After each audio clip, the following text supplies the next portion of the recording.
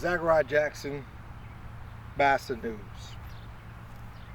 Today, it's coming up on my father's December 1st, 2018. My father would be 100 years old. And today I come to East Hanover, to the cemetery, to pay my respects to his grave. I've never been back. It's been 40 years. It's a long time. It's a long time. So I'm here today in front of my father's grave. Okay.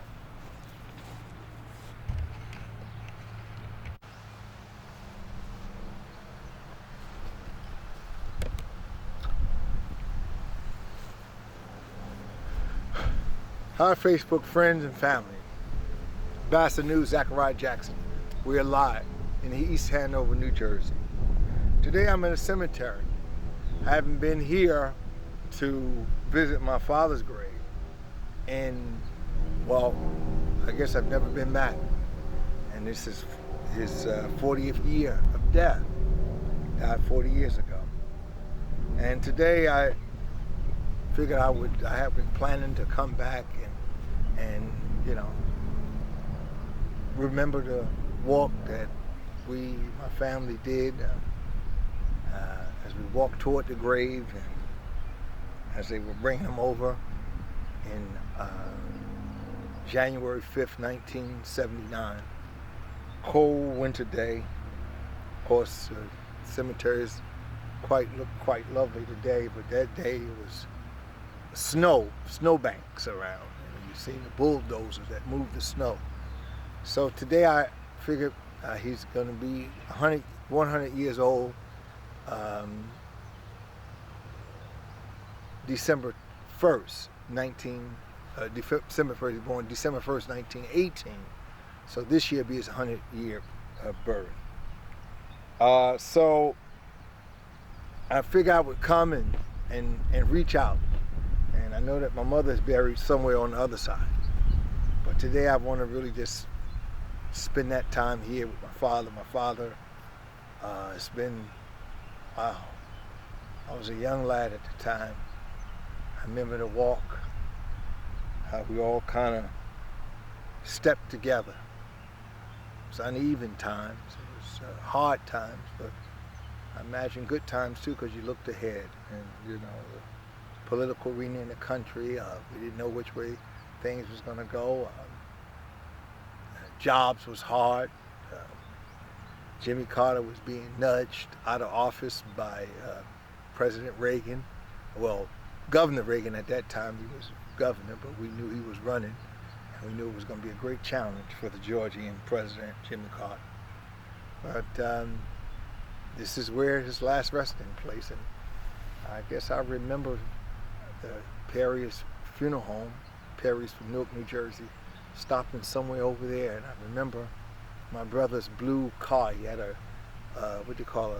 Thunderbird. They nicknamed it T-Bird, a blue car, and I was riding in the back. And I remember that right there, coming here. Sister-in-law was with us at the time, and I remember, you have, doing after the funeral, you remember some things. You have trees, but there's many trees, so once you leave, I guess it just become regular trees. But I remember here, and we was able to put some money together like a year later and buy him a plaque, because Heavenly Rest Cemetery don't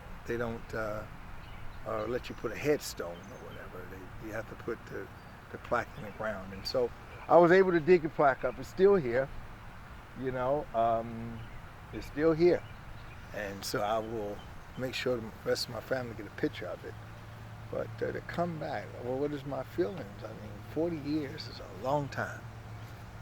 And, thank God for a good mother. All them years they've been hard, But, you look back on that, you look back on that tunnel of life, that vision, that walk through, for 40 years, man, 1979.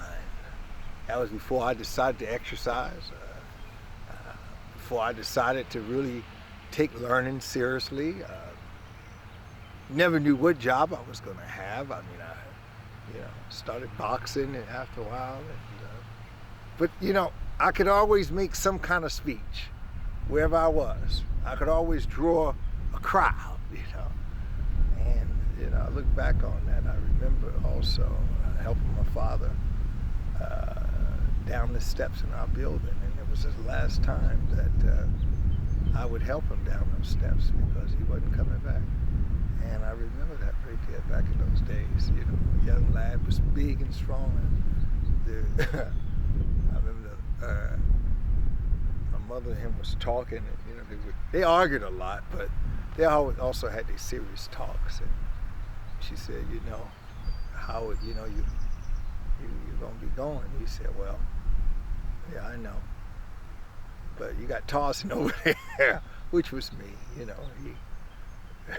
referred to me as, at that time, I guess. He said, you got tossing over there.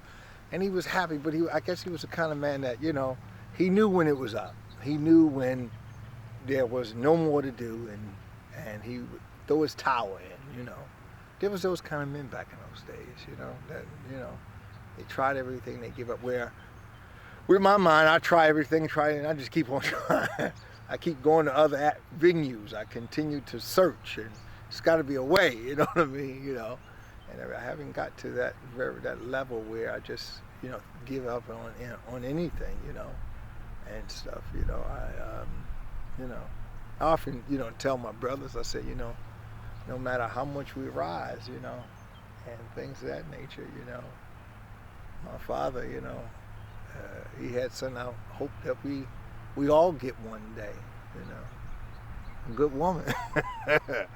Because I could surely tell you one thing about my father. He never had the money I have, He never had a good job, He tried though, but his eyes messed with him, and he had diabetes a lot, and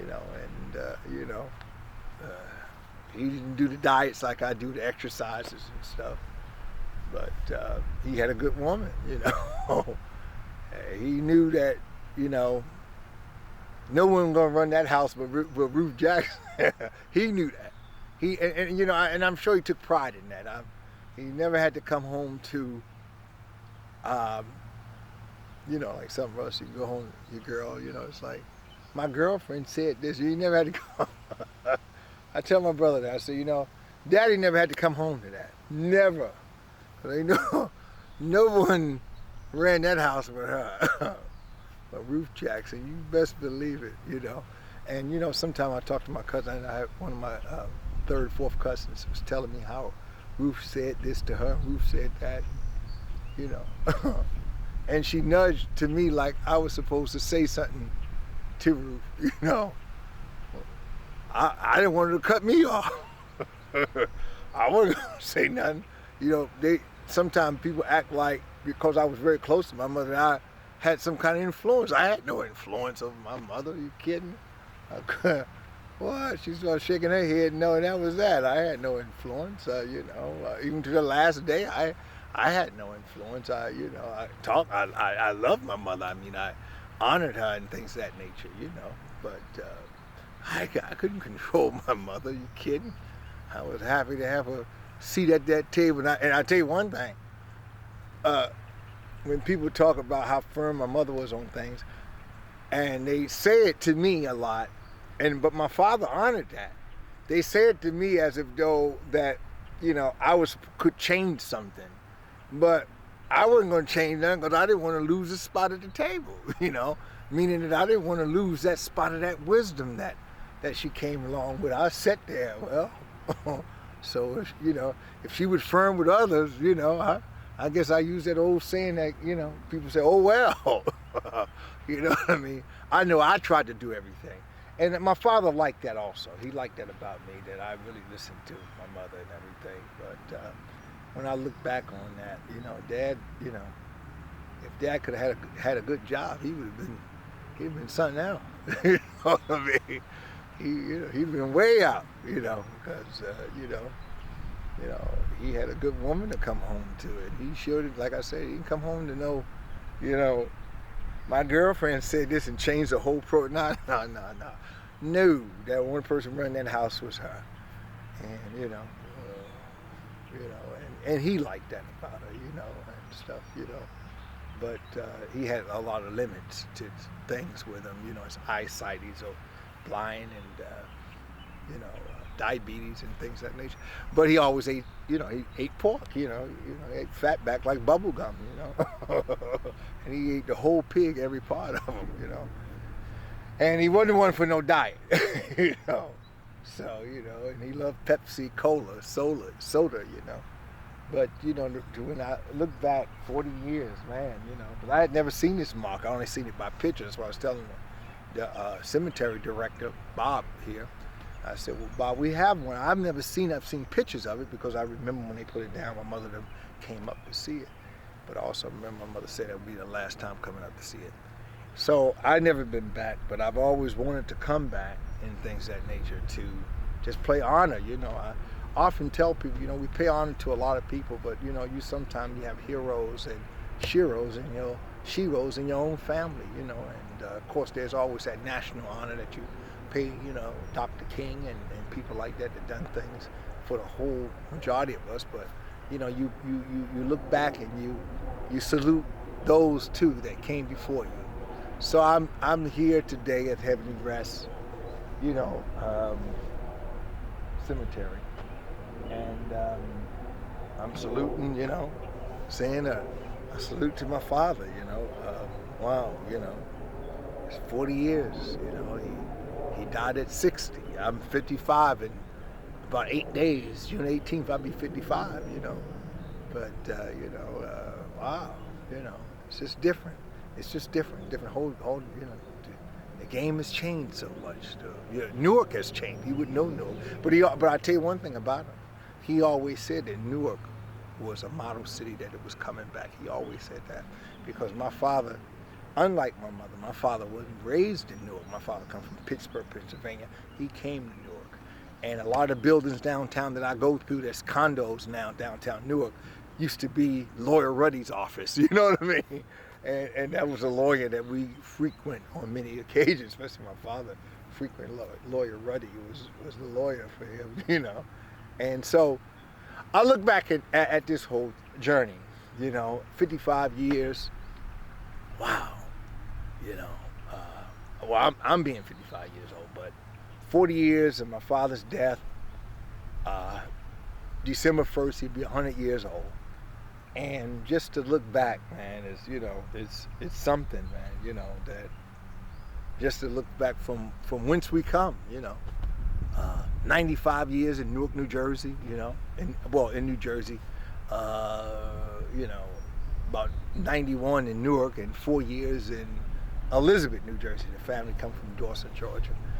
So they moved from Elizabeth, New Jersey to Newark in 1927. So, I mean, it's 95 years in the state of New Jersey, And a lot of people think that I was raised down south, I guess because, the food that I eat and things of that nature and stuff, and so, but, I raised back in New Jersey. So, again, to come here to this park, and the people are very nice and things of that nature, to show me where this last step at. And as I'm looking towards this tree, I'm looking towards how we walked over here during those days. I do remember, all of us was together, and we walked over, and one sister-in-law, my brother's wife, I believe, Barbara, Jean at the time, and I don't think Jermaine was born yet, my oldest nephew. I don't think he was born. He came the next year, or somewhere like that. And but anyway, just remembering those days and how humble we were, walking over here, and wow. My uncle came with me. My uncle Rudolph, he came along. I think my uncle Walter came too, or he came to the funeral and didn't come to the cemetery. But one of the uncles came all the way, and his wife and his daughter. In fact, my first cousin, Joanne, she was there with them. So when I look back on all that right there, you know, oh man, you know, that was something, you know, it was something. I want to say too, every time I eat apple pie, I think of my father, because a cousin wife brought us, or she said she made an apple pie, and I never was one to eat an apple pie. I eat sweet potato pie, and of course bean pie, you know, but mainly sweet potato more than bean. But apple pie was something I just never ate. And I remember this pie standing in the refrigerator so long, and I started eating it, and I started enjoying it. But still today, it's still a delicacy to me. And whenever I have that apple pie, I think of this funeral. I think of my father, because, you know, that's when I guess I was introduced to apple pie. After my father died, we had this big apple pie in the refrigerator, no one eating. So I started eating a slice a day, and I think I finished the whole thing in about a week or two. But it's a good look back, man. It's a good, you know, to look back and to feel from whence you come. You know, today at 4 o'clock, I think I'll be meeting with my great nephew and taking him out for a hamburger. You know, he don't know me that well, but it's always good. You know, I kind of keep an eye on him, on my nephews and nieces. You know, I kind of stay, you know, among them. You know, stay in their life and seeing what they're doing and stuff. You know, whatever. And I think that's what Uncle should do. So I'm going to get my great nephew at 4 o'clock and take him for a hamburger. He likes the McDonald's, what do you call that thing? Happy Meal. In fact, I ate the Happy Meal so fast the other day, 2 weeks ago. I said maybe we should have bought him 2. You know, but I'll buy him a Happy Meal this time with some fruit, some other stuff, and just see how he feel out with it and stuff. But again, it's good to come back. It's good to come back. Wow, 40 years. Sheesh. I'm gonna take the Facebook, my iPhone, and put it over his grave, because I made my sister from Florida, is looking at this here. So let me do that right now. In case she's looking. So here's Daddy's grave for my sisters and brothers that's not here with me and viewing this on Facebook. I wonder what a Facebook is, you know. So again, I'm happy to be here, to look back and to know where you're going, the struggle. Boy, I look back there, man. Wow. Whoo! That was some time. We pulled it off, you know, and the words of Jesse Jackson, and I always use them. People say you got to find some other words. I don't know that I can find any other words of love, as when he would say, keep hope alive. And I have to say one thing, keep hope alive. And hope need to be alive. Hope! Yes, Lord. So, you know, thank you for all you guys that's watching this here and that's going to watch it. It's a good thing to come back 40 years, to go through that tunnel, you know, to go back from whence you come. You know, Christians and religious people often say that, you know, we haven't evolved from animals, from apes and things of that nature. And that probably is true, and I believe that too. But the evolution of the human mind, you know, has come a long ways. And so we have to listen to that great preacher from Georgia, Dr. Martin Luther King, when he said we need to bridge science, philosophy, and religion together. I heard him say that. And we need to do that. So again, being here 40 years later at my father's grave, I salute Mr. Jackson. Oh man, woo! I miss my mother, you know. Wow.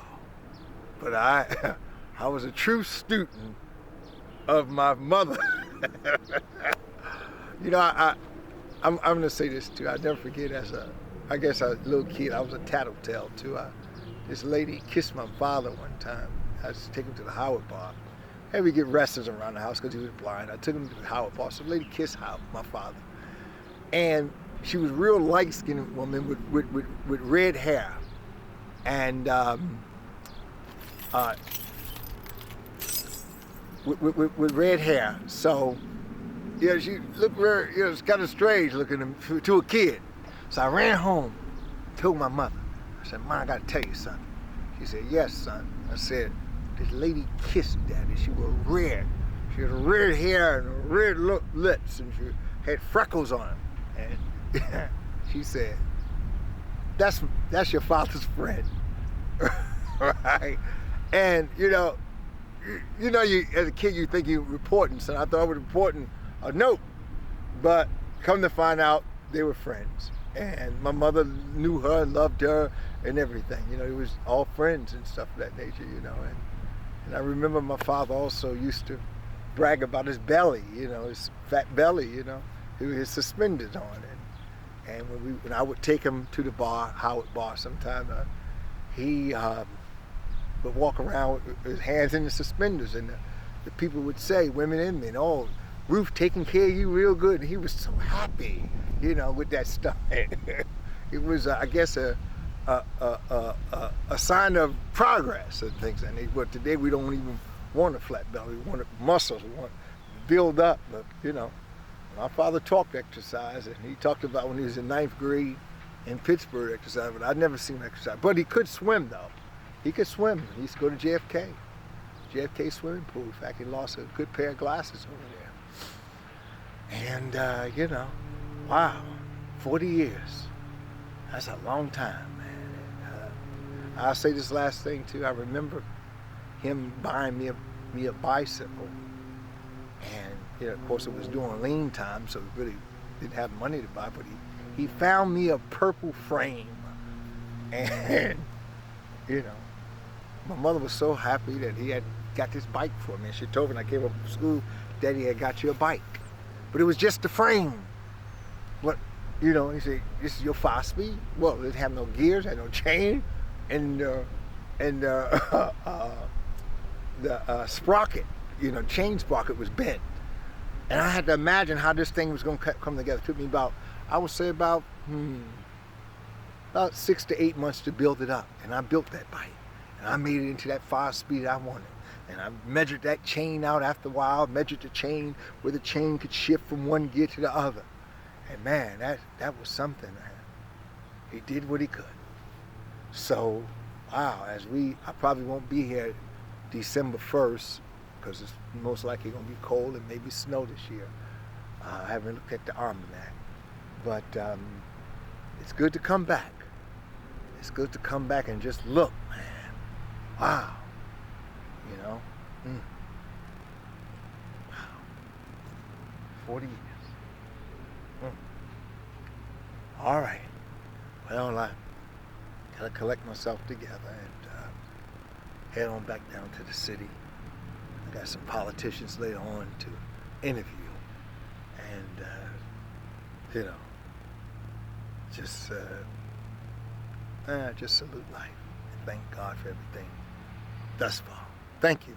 Thank you for listening with me. God bless you, and God bless the United States. Good night.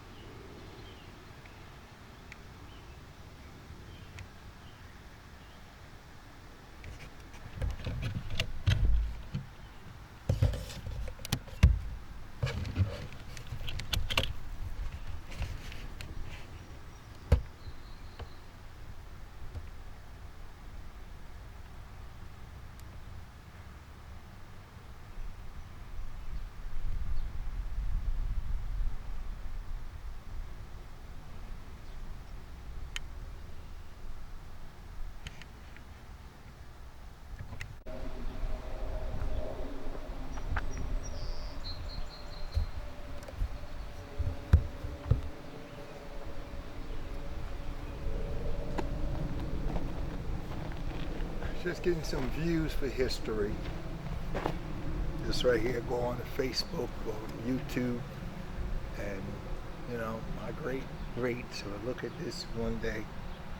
And I guess right here is where we stopped the cars. I believe the hearse must have stopped right here, and my brother's car stopped somewhere. Let's say, I would say somewhere like down there. There were about 4 or 5 cars. It wasn't a lot of cars that time. And I remember us getting out. Sybil was basically a baby at the time, but not so much of a baby that, yeah, I guess she like 13, 14, something like that. Then we had my niece Carla. You know, Carla was the baby of the family at that time. And Carla said that they put Granddaddy in a box. She didn't at that time know how to utter that it was a coffin. She didn't know the difference. She was real young at that time. But I think Shamice was still born. Shamice was born too. And I don't know that Shamice had any words that I remember anyway, but she knew Daddy was gone. It was, I don't know, cold day, January 5th, 1979. Right here. People talk about time travel. I guess this is the closest thing that Basa News can bring us to time travel right here. Just to see this whole thing. Wow. 40 years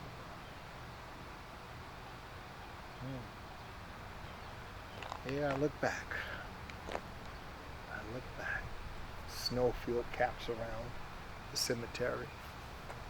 I look back. 40 years.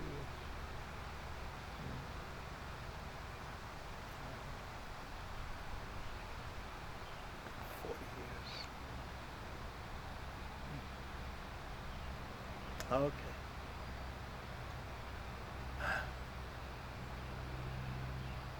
Zachariah Jackson, Basa News. Good night.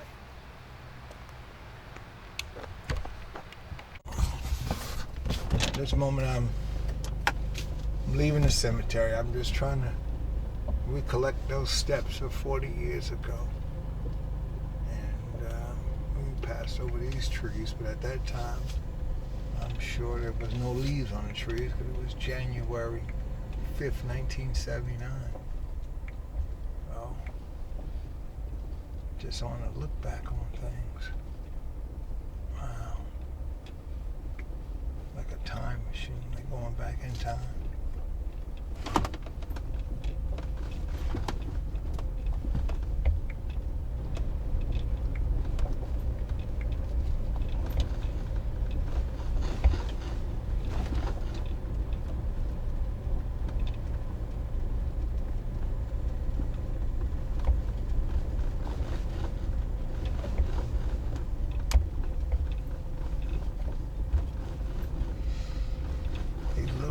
In the cemetery, at some point we all must take them, these little roads.